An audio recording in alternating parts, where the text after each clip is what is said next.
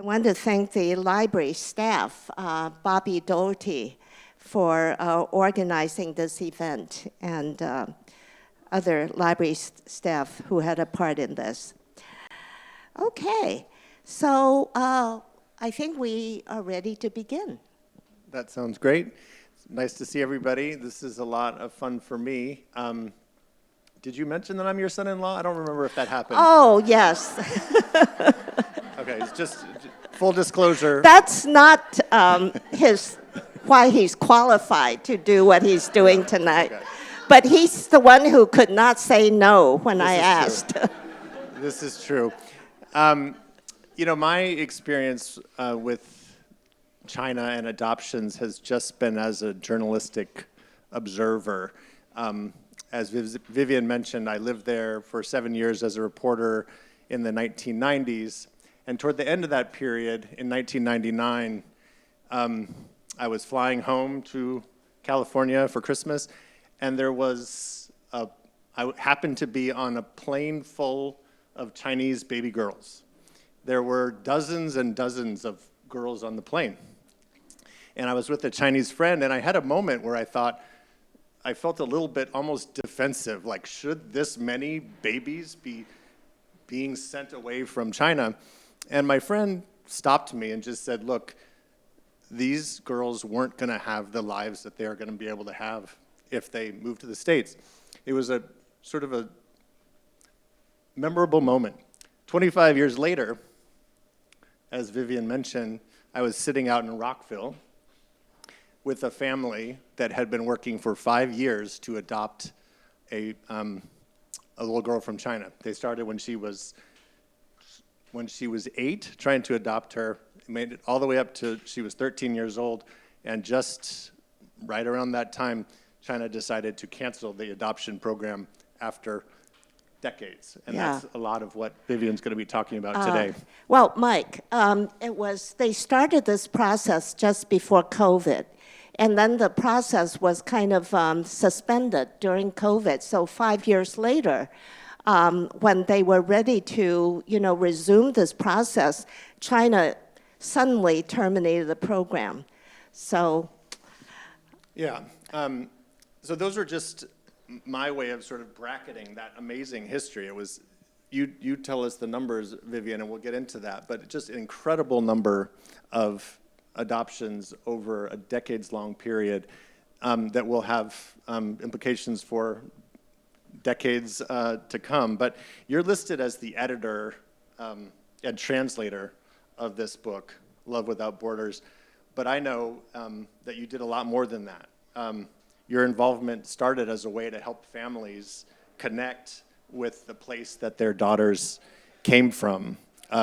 You've done some incredible reporting in this book, and I think it would be helpful just to set the scene a little bit, both your involvement and the main sort of character of the book, the original author of the book, and then a bigger picture on adoption. So let's start there, if that's okay. Oh, okay.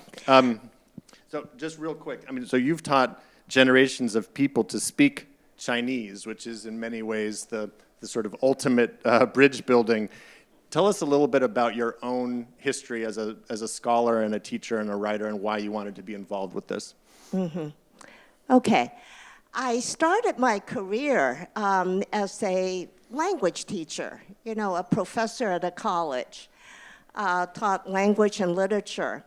And it was only around the time that I retired, about 50 years later, that I realized that I accomplished a mission that I didn't realize I was trying to accomplish all these years, which is to be a bridge for mutual understanding between the Chinese people and the American people. And this book is very much a product of that mission because the topic is a very sensitive one. And I'll tell you why that is. But also very important and very personal, difficult for, it's like family issues that you find very hard to talk about, but you have to talk about it. I played a role in making this conversation possible. And how did that happen? Well, there was a lull in my career in 2008. Okay, this was about 10 years into the adoption wave, you might say. There was a group of families, all adopted daughters from this particular orphanage in Gaoyou, and the book is about this orphanage. The author of the book had written this book the year before this group of families decided to have the reunion. So the author sent a copy as a gift to every family. But then none of them could understand it.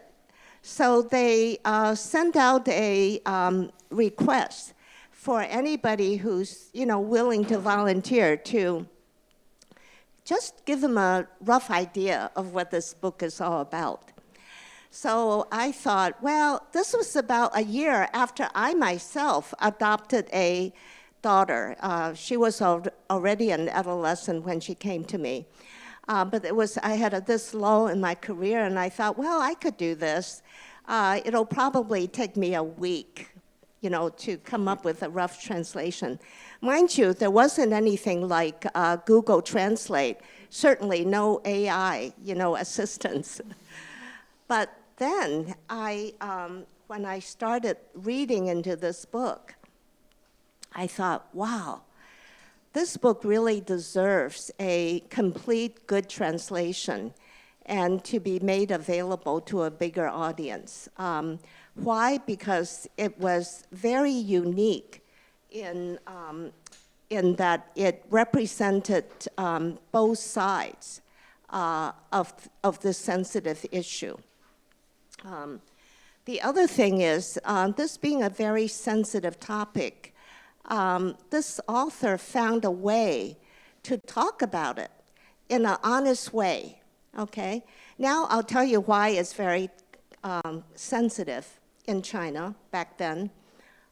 This was about 30 years ago when the adoption process began. You might say that it all originated with China's one-child policy, which officially went into effect in 1980. And this was a big problem in China, not a problem, every country, their own citizens will criticize the government. They would, complain and all that. But nobody likes to have foreigners talking about their problems, okay? But the one-child policy started out being an internal issue in China because nearing the end of the Maoist era in the late 1980s, Mao died in 1976.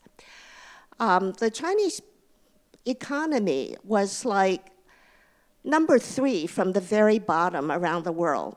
The GPT was just so low. It was sort of one of the lowest of the third world countries back then.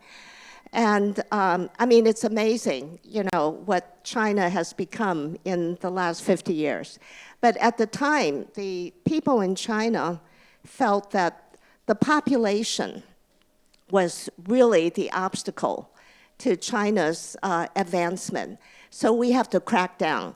So they instituted the one-child policy.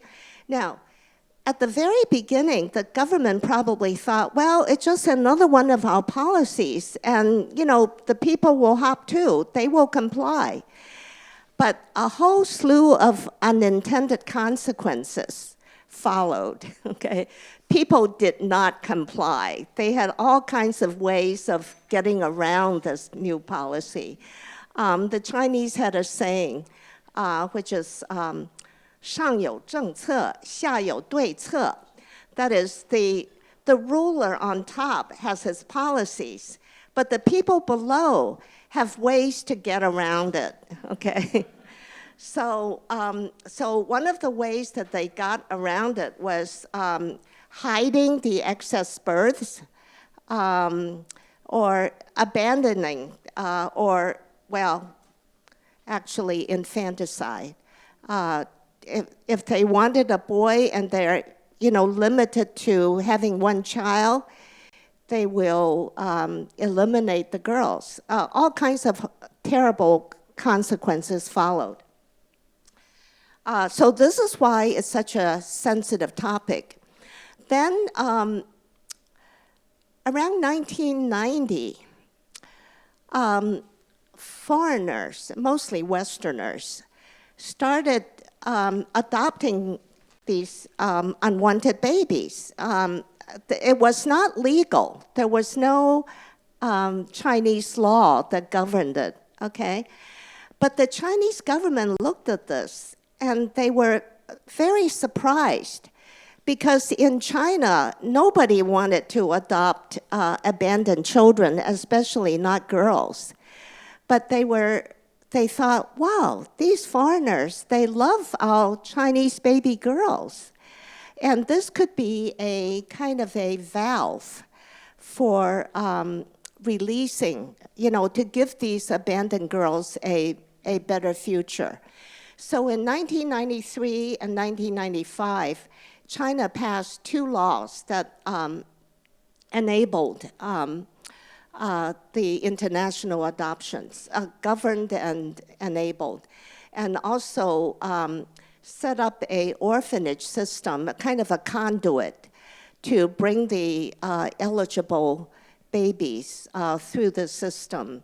And the children would be checked for, health and other issues. The children born with, birth defects or whatever, China did not consider them eligible for adoption. But later on, they did develop a special class of adoptable babies called special needs. I'm getting away from your question, Mike. I'm so sorry.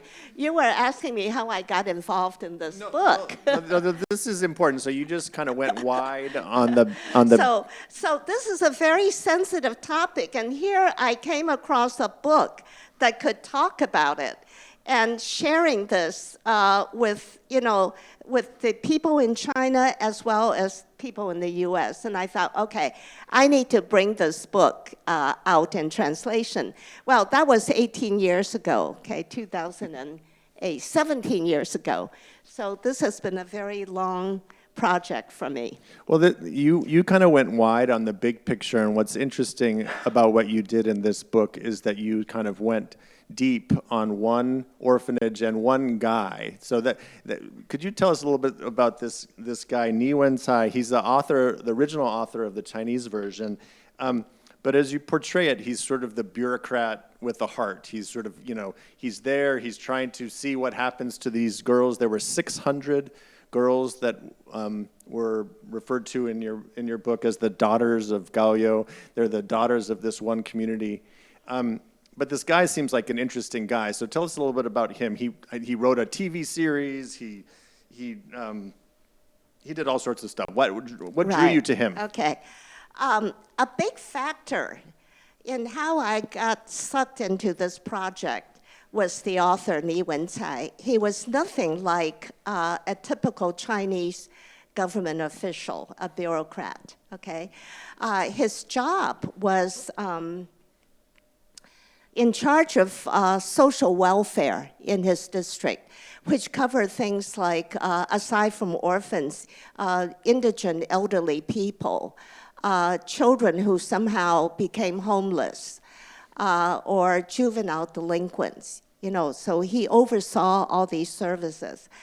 But he was a product of the Chinese Cultural Revolution. There was a 10-year period when education totally ceased. Colleges didn't exist. So he self-educated himself through that period. And then after completing college in a Chinese university, he went to Australia to get a degree. So that's where he got exposed to some Western ideas. He became very curious about Western culture. Then he came back to China and landed in a kind of a mid-sized town. as a Chinese bureaucrat. He did that job very well, I would say, but actually his passion was in some other things. He was a scholar in other things, and he wrote some other books and so on. So as soon as he retired at age 60, he started a second career. One of the other interesting things about this book is it chronicles the correspondence between this guy and then the families who adopted the babies. And there was one story that you both tell in this book, a guy named Charles Day, that wanted to go back to Gaoyou and learn everything he could about the community that his daughter came from. And he gets there, and he can't learn anything about what he really wants to know about, which is what's the status of the mom? What is she like? Why did she give up the baby? What's happening in her life? And he wanted to share that information with his daughter. He could not do so, so he dove into explaining this community. He wrote up all sorts of materials for other families so they can understand this community. Will you talk a little bit about him and the other families and how they learned about this place? Yeah. Well, Mr. Ni, I already said he's a very unusual guy. He's also very gutsy. He did something in the year 2005 that would be considered very outlandish for a Chinese bureaucrat.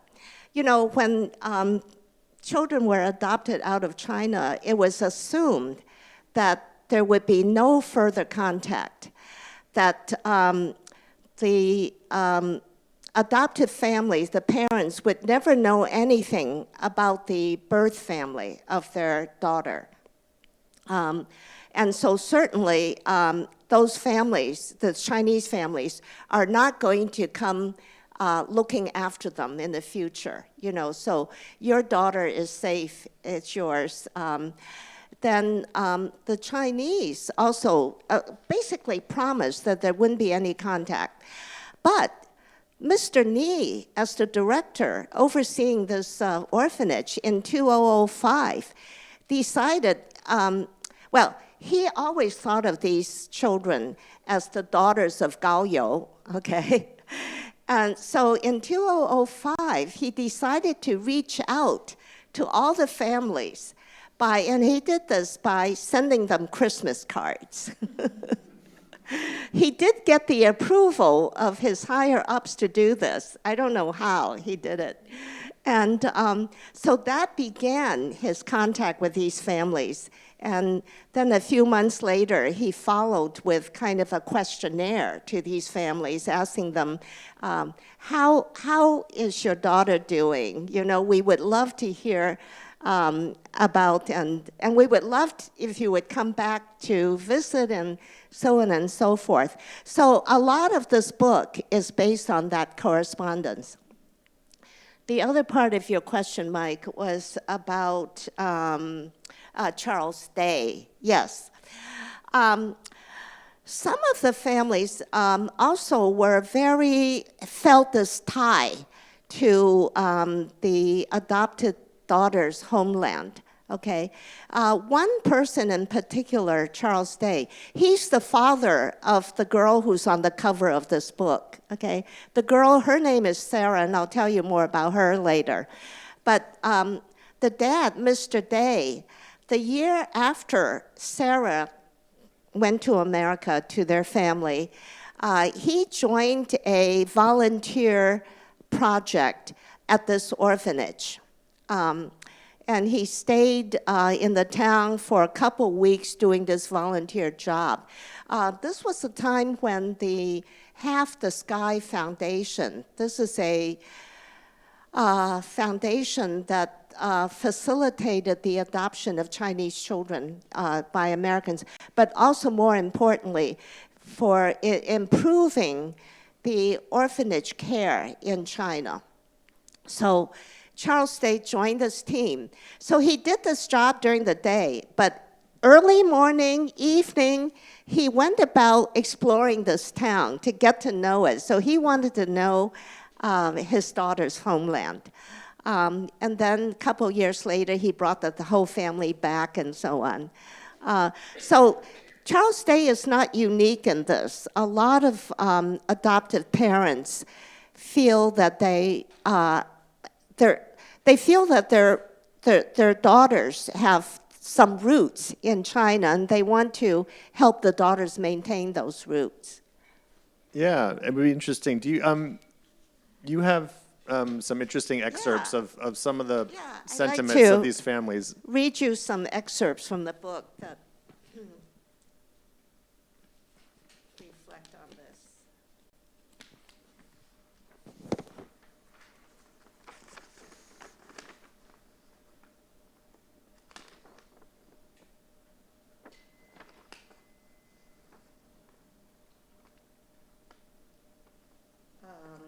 Okay. So the adoptive parents feel a certain loss, that is, uprooting their children, the loss of roots. So they would want to make every effort to retrieve information about their children's origins.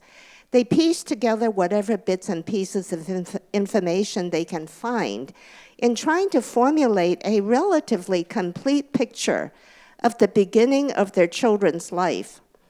Sometimes small mundane objects become priceless treasures to them. Things like little baby bunting or a hand-sewn cloth shoe. And these are all seen as emblematic of the loving care the newborn child received.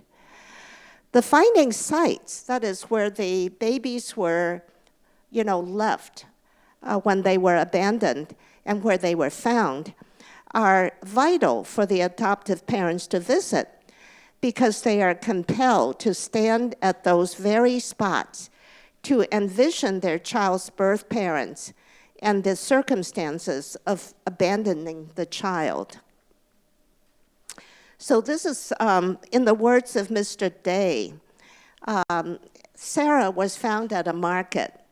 So he says, the Zhongshikou market has a special significance for me because it is the finding site for our daughter. It is quite an experience to walk through the market and neighborhood and imagine that day in February 2003 when a mother came down to the market and left a precious little girl wrapped in a ski jacket. I wish I could meet her and tell her how beautiful her daughter is and how well she is doing, but it is not to be. And then finally, one more. Sometimes the parents are so passionate in helping their child find their Chinese roots that their own identity kind of shifts. So one parent writes, even though I'm not Chinese by race or ethnicity, my soul has floated to my Chinese daughter's homeland. I am eternally grateful to China for allowing us to adopt our daughter. I am so proud to be the mother of a Chinese child. I want to teach my daughter to be proud of the country that gave her life and to have her realize that she is a Chinese American. Maybe that's enough. Yeah, for no, that's great. And I'm interested too. One of the things that you did was you translated the original book from so long ago, but you also had a lot of conversations with families now about how things have turned out. It was sort of a bit like a time machine. What kind of challenges have some of these girls faced with their own identity, now young women? Well, at the time that the original book was written, that was 2007, most of these children were 5 or under, okay? So they were still being raised in sort of the cocoons of their adoptive families. The issues of identity or a sense of alienation hasn't really surfaced, so you don't see that in the original book. But by the time I got involved with, more recently, actually, trying to produce this translation for publication, these children have, on average, become have come of age 20 or so. So some of the problems that the author, Mr. Nee, had anticipated did surface, okay? Mr. Nee knew something about this because he had studied the situation of the Korean children adopted by Americans about a generation earlier. So in a way, writing his book was his way of establishing a connection for the future. You know, if and when these children want to seek their roots, it's there. They have a way to get back in contact with the orphanage and so on. So that's one kind of problem that some of the adopted children have. And I can read you a passage that reflects this. This is written by somebody who, she was already almost 20 years old, and she goes back to this town, and she says, I walked the streets, and they dreamed about what my life might have been like if I had always lived here. This is where I was abandoned, found, cared for, and adopted. One of the most touching moments of my visit to the orphanage was meeting the nanny who had cared for me. And then she shifts.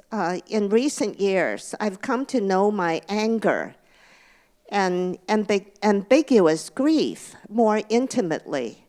I've realized that there had always been an undercurrent of loss deep inside.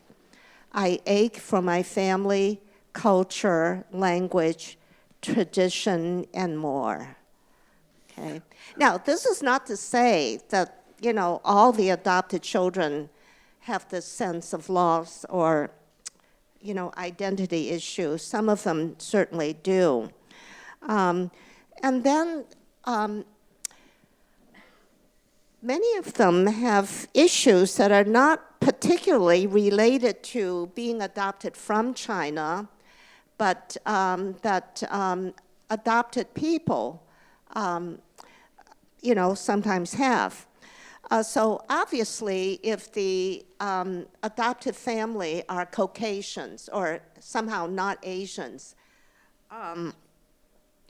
it's very obvious that they are different from the parents. So when they start school, their friends will say, well, your mother is really not your mother, right? I mean, who is your mother anyway? You know, these children face questions like that.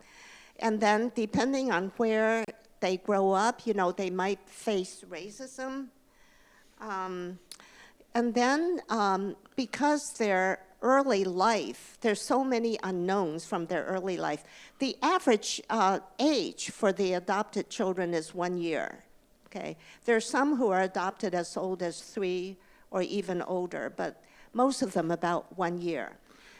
But by 1 year, you know, a lot has happened. And if the baby had experienced some trauma, or let's say the mother, even when the mother was prenatal, you know, expecting the child, was suffer from anxiety or whatever, that would have an impact on the children. So these are just some, I would call it unknown early childhood traumas that might have an impact. Vivian, So those are some of the problems that have surfaced, yeah. What are some of the experiences that you encountered from talking to these families about what happened when people went back to China and tried to find their birth families? What kind of things, what kind of challenges did that pose? Oh, okay. About the search for their natal family. Well, that's a very good question. I will read you a very poignant letter that a child wrote to her birth mother, whom she doesn't know at all. She only imagines this mother. And she says, Mom, I really miss you. Although I cannot imagine what you look like, I believe you must be a kind and intelligent person. I would like to know how you are doing. Where are you? If I knew where you are, I would come see you and give you hugs and kisses. If I cannot find you, I will have this regret all my life.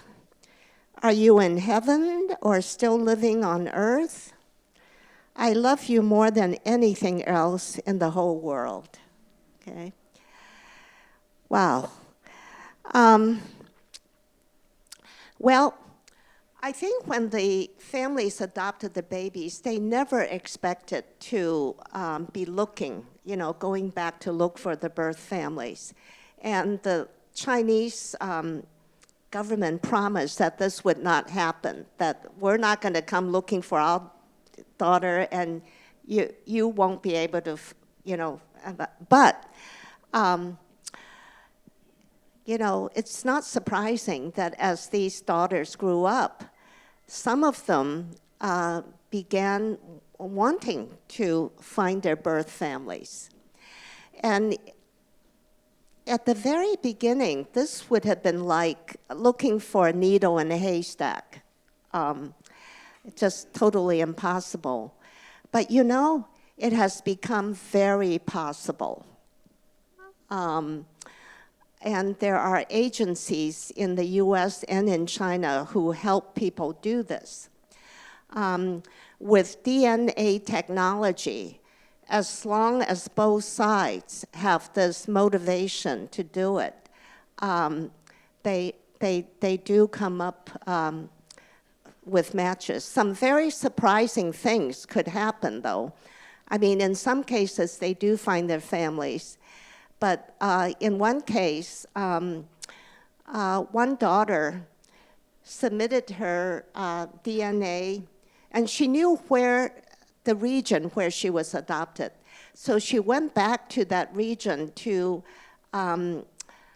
post an announcement saying, look here, I came from this region, I was adopted at such and such a time. Here's a photo of me when I was a baby, and this is me now.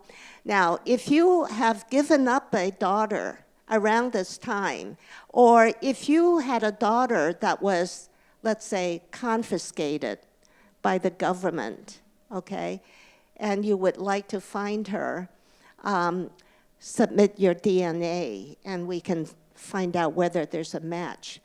Well, 50 families went through this process submitting their DNA, but it turned out not to be a match. So that's kind of but this sort of shows us how some Chinese families are very eager to find their lost daughters, okay? Well, you tell a great story in the book about two adopted daughters, two young women that go searching for. Well, you tell the story of what happens there. Okay. In the process of producing the translation, this was just a year ago. Well, I ran across. In the process, I contacted every family that was mentioned in the book, and one of the mothers said, my daughter just found her biological sister. So what happened was both of these young women had submitted the DNA to 23andMe. Now, their purpose was not specifically to find their biological family, but they wanted to know what sort of ethnic makeup, am I 100% Chinese or am I in fact 20% Korean?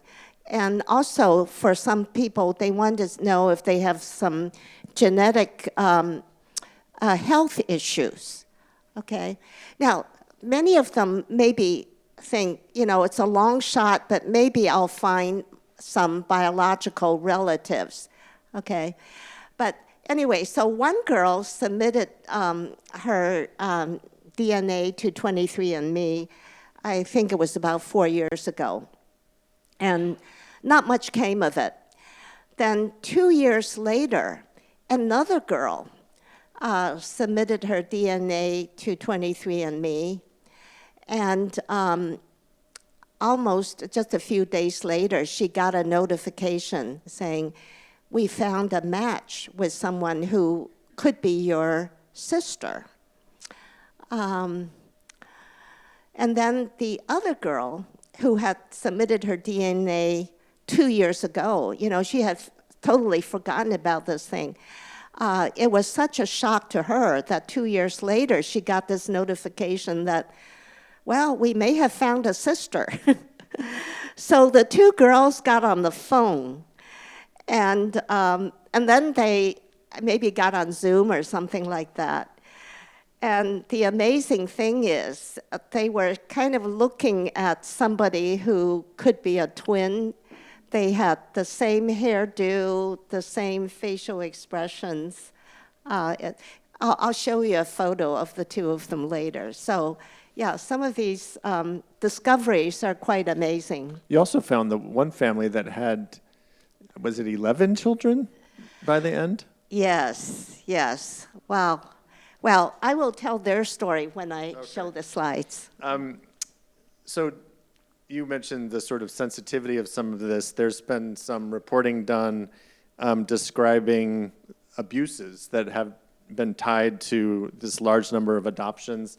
One story by Barbara Demick, she was an LA Times reporter back in 2009, was headlined, "Stolen Babies Supply Adoption Demand." She wrote a book about this recently. I looked back at the story that she wrote, and this is what she wrote at the time. She said, "The conventional wisdom is that the babies, mostly girls, were abandoned by their parents because of the traditional preference for boys and China's restrictions on family size. No doubt that was the case for tens of thousands of girls. But," she wrote, "some parents are beginning to come forward to tell harrowing stories of babies who were taken away by coercion, fraud, kidnapping, sometimes by government officials who have covered their tracks by pretending that the babies have been abandoned." How did you deal with that issue of abuses in your own book? Okay. Wow. Well, there has been a lot of, media coverage of the abuses of the adoption process in China. And they certainly do exist. But the whole adoption story, I see it as an elephant. And journalists tend to write and publish stories that are newsworthy. I mean, that's the whole point about journalism. So if the readers have access only to this part of the elephant, they might get the skewed impression that these abuses are rampant in China. We don't really know how rampant it is. We don't know what percentage of the adopted children are, involved in this kind of corruption. But in my prologue, I do kind of present an outline of this entire elephant. But the book itself focuses on this one orphanage, which I am certain is not involved in that kind of corruption. Let's see, what else did I want to say about this? Barbara Demick's book, her most recent book is called Daughters of the Bamboo Grove. And I think that's a bestseller. It's a very compelling book. But it, too, only covers one specific case.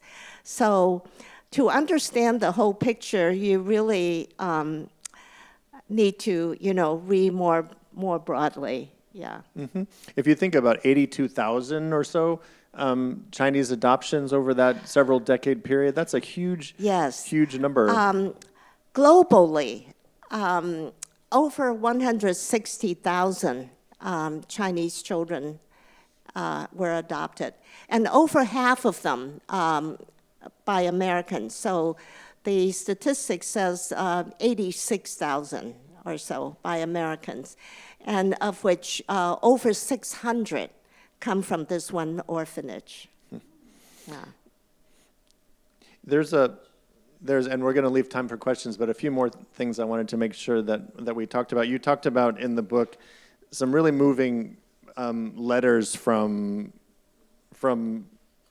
There was one case that really struck me as a person who struggled to learn Chinese. She spoke Chinese in China as a little girl. Then she gets to the United States. She promptly forgets it all, and it was a very moving thing. Will you read that excerpt, because that was really striking to me. Right. Okay, this is a letter from a girl who has grown to be a 10-year-old. And in a letter to Mr. Ni, Mr. Ni established this correspondence with some adoptive families, but this girl volunteered to also be one of Mr. Ni's correspondents. So she writes to him saying, "When I was adopted, I was almost 3 years old. I told my parents through the translator that I loved Chinese and that I would not speak English. I said I would learn English but not speak it. But I did learn English. And then I tried to speak English and Chinese together. For instance, I would only say water, 水, never just water. So what she means is that she didn't want to give up her Chinese while she spoke English. So whatever she said in English, she would say it twice, once in English and once in Chinese. But sadly, after my first 8 months in America, I did forget all my Chinese.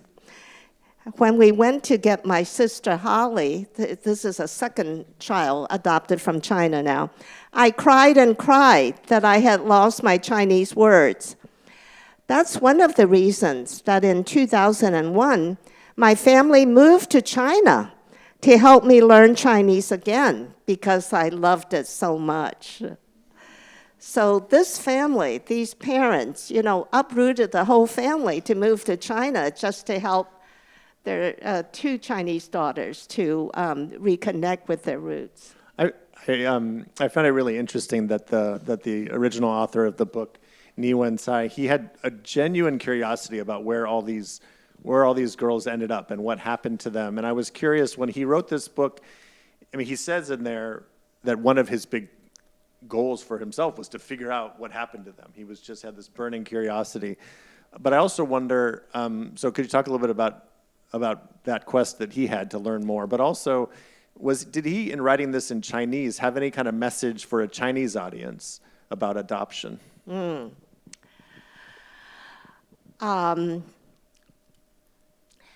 Well, Ni Wen-tsai wrote this book based on his correspondence with the Westerners, but it's written for a Chinese audience. He really wanted the Chinese people to understand the Westerners' point of view about adoption, which is all extreme, very, very different. Every aspect about adoption. For example, the first question, why would anybody adopt somebody else's child, especially a girl, okay? Well, the Chinese people would do it in order to have an heir. And they want to adopt somebody who looks just like them, and they want to keep this a secret. They want to be able to sort of have this child pass as their own. And sometimes it's such a secret that even in the family, within the family, wouldn't know about it. So Mr. Ni wanted to explain to the Chinese people how Westerners think about that. Westerners think that our Chinese children, especially girls, are beautiful, they're smart, and they would love them even, as much as their own children. So certain cultural concepts, he, wants to. So he himself is a bridge between these two cultures. Yeah, and this is the last question, and I want you to be able to show some of the images that you have. But if 10 or 20 or 30 years from now, someone is reading this book, what do you hope that they get from this document? Right. Well, we're now well into an era of high tension between U.S. and China. Very different from 30 years ago, from the whole adoption process began. This book shines a light on a bright spot in the history of U.S.-China relations. So today, or in the future, as we look down this chasm of, rivalry between these two superpowers of the world, I want the people to be able to look up, read this book, look up at this bridge of people between, these two nations. So the message Mr. Ni wants to convey is that, and myself too, regardless of what happens with the relationship between nations, these daughters of Gaoyou and their American families, and their roots in China, we are always going to be one family. So the people-to-people connections will still be very good, yeah. So why don't I go ahead and show some slides? Oh, we need to turn the, so first thing is to turn this thing on, right? Do I know how to do that? I've never done this. Hey, Mike, this is like the projector in your house, He's going to right? hook us up. He's going to get it. Yeah. Oh, okay. Thanks.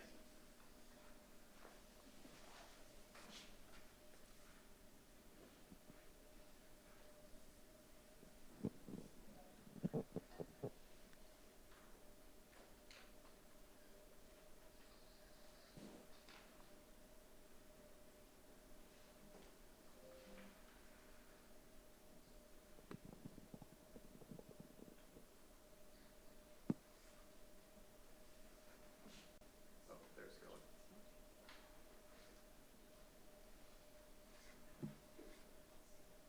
There we go. Okay. Okay, so that's the cover. This is Mike Larris's article, published a little over a year ago now. There were several hundred adoptions that are sort of in limbo at this time, so we don't know what happened to them.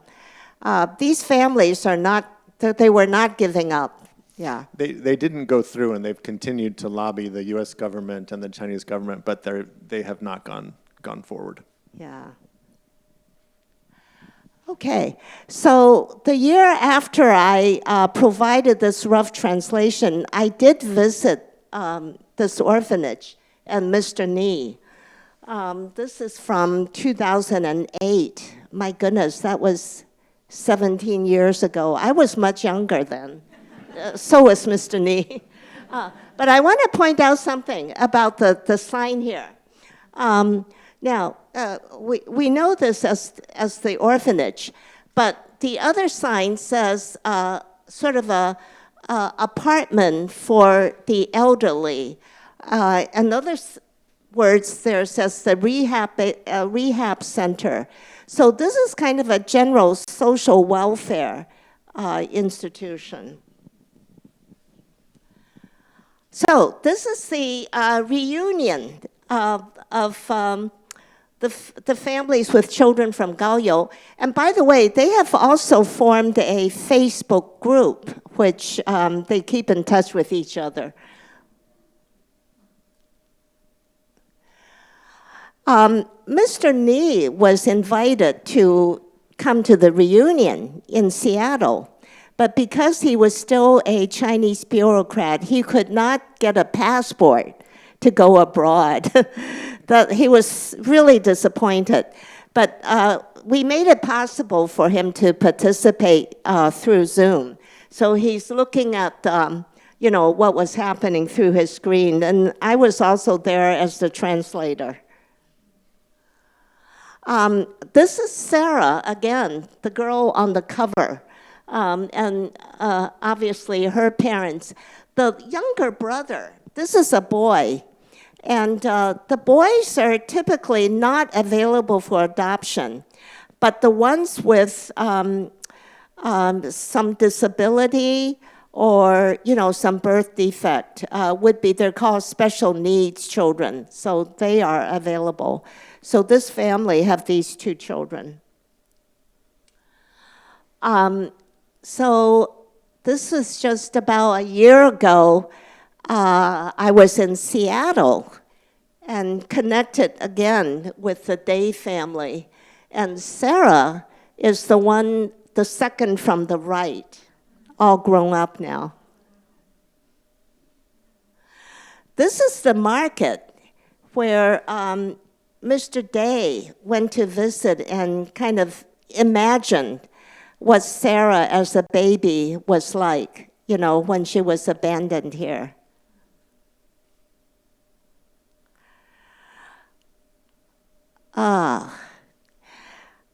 Actually, okay, this is just a little shop that sold dumplings, but I want to read you something from the book. This is a passage written by a adopted father who wants to let the adopted children know that they should be very proud of their Chinese heritage. Let's see if I can find that. Can you see it okay?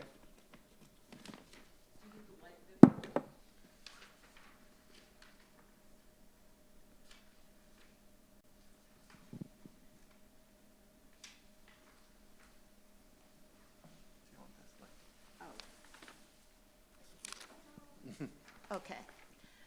Oh, thanks. Children from Gaoyou. Children from Gaoyou, you come from a background that many might consider poor and of little status. But just as those dumplings are as perfect and as fit for their purpose as anything prepared in the finest kitchen, so you dumplings are as fine and fit for success and the purpose of life as anyone from anywhere on earth. As the ingredients here are grown and harvested daily from the land, prepare with great care and precision, and have great nutritional value, and as they come from the honest labor of good people, so the spirit and capabilities within you are genuine and rich, and you have much to offer to those you love and to the world. The wealth of your home people is not wealth as most people count wealth. However, your people are wise, kind, strong, industrious, and care for each other. What wealth is greater than that? You have a rich heritage from your people.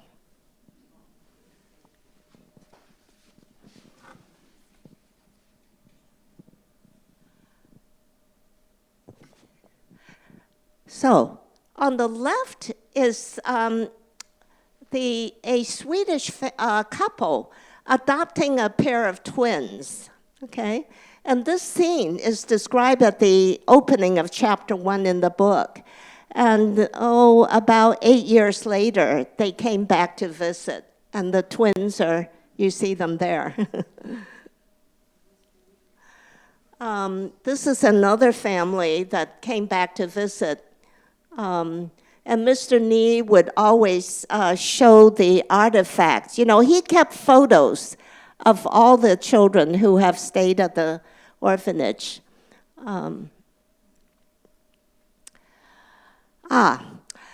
Okay.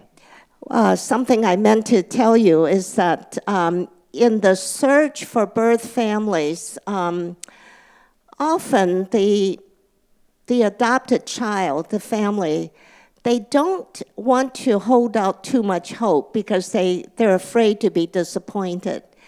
So they thought they can do at least one thing. they could post information about themselves and say, basically, it's all right if you're the, my birth parents, it's all right if you don't come forth. I just want to let you know that I'm happy, I'm doing very well, and my family in America is taking good care of me. So they want to kind of have a one-way connection.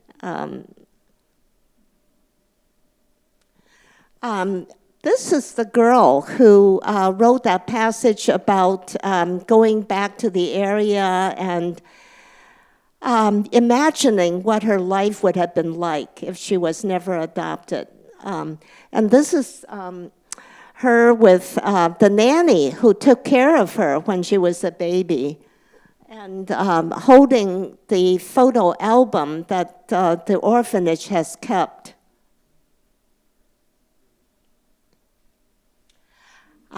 This is the pair of sisters who discovered each other with the help of 23andMe.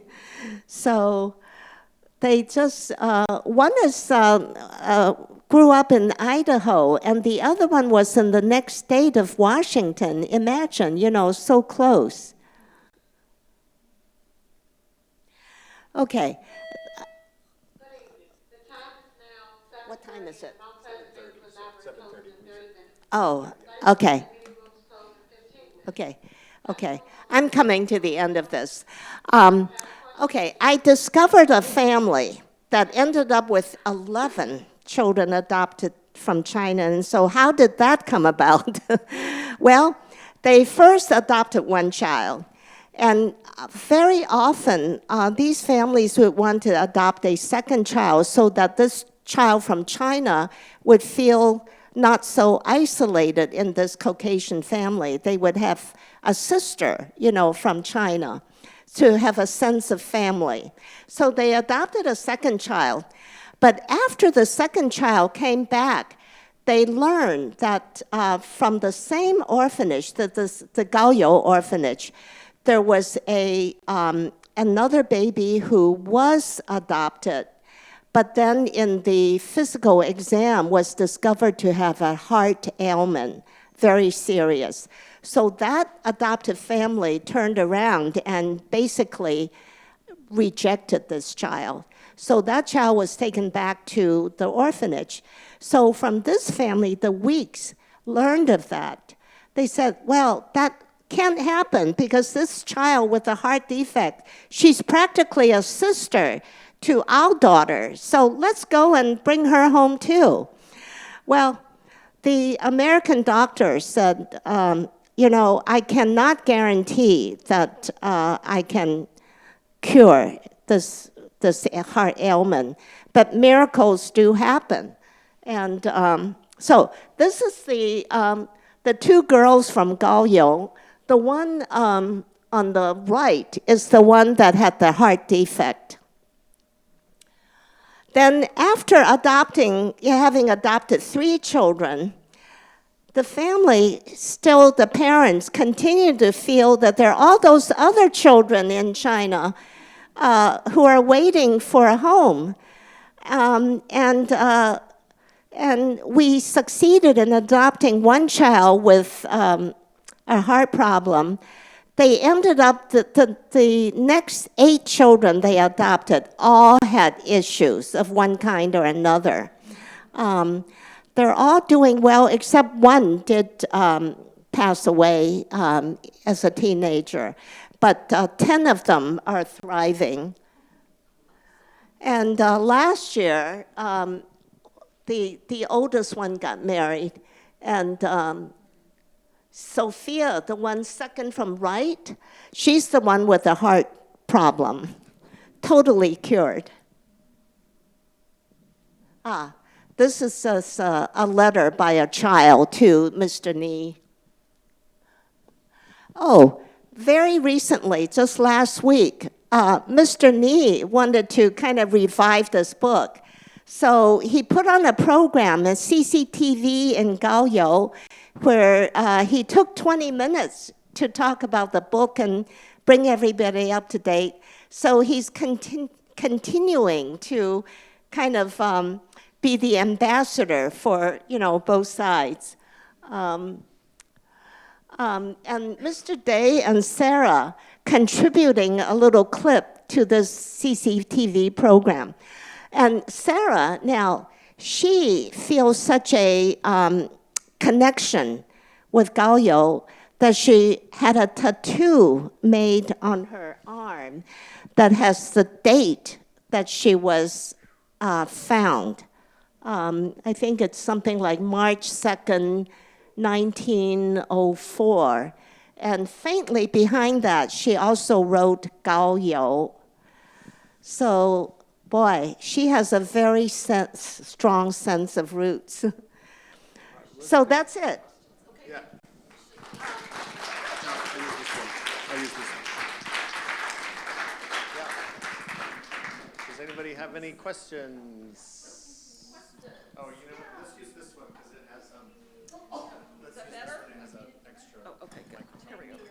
Rose. There you go.